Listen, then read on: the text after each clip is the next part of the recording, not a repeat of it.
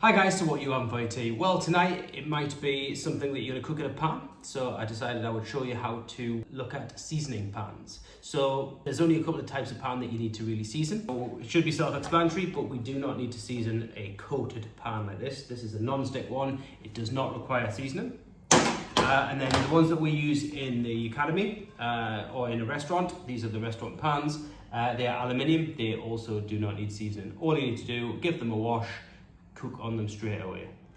And the third type of pan that doesn't need seasoning is something that I don't really use. It's a stainless steel pan. So stainless steel, you just cook straight into it, give it a wash as per. You've got your cast iron, which we'll come on to, or you've got your steel pans. So something like a Balti pan, which is made of steel. As soon as that gets wet, it'll go rusty.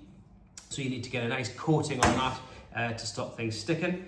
Eventually, it turns something like that and it becomes non-stick, right? So you can probably see the difference, but try and hit the light right. So that's a one that's brand new, and that is a one that I use regularly to make my Baltis. So, mild steel. And then last but not least, you've got your really heavy cast iron pans, but you need to season it. So I'm going to show you how to do that today. So you need to pop in some oil, just a small amount, like so. And then you need to take a little bit of paper towel, cloth, and you need to rub it all the way around on the inside. So you hope you can see what I'm doing there. The whole inside of the pan needs to be covered in a very small, thin layer of oil. What you need to do is you need to do this multiple times. So you'll do it once, let it cool down, do it again, exactly the same, let it cool down. You can do it in an oven, and you just continue that process 3, 4, 5 times. The one thing that you need to make sure you don't do afterwards is wash it with soap and water. You just need to wash it with water. Get the food debris out and then season it again. Any of the food that's left on will get burnt off. So what we're gonna do is we're gonna turn the gas on.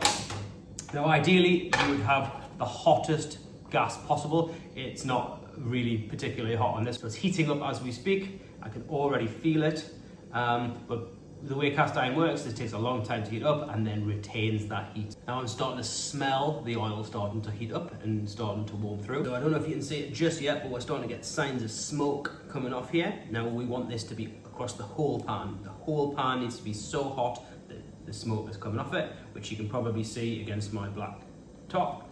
And we'll just do this until the smoke stops. And that's basically when we know that it's done. When there's no smoke, it's hot enough, turn it off, let it cool naturally.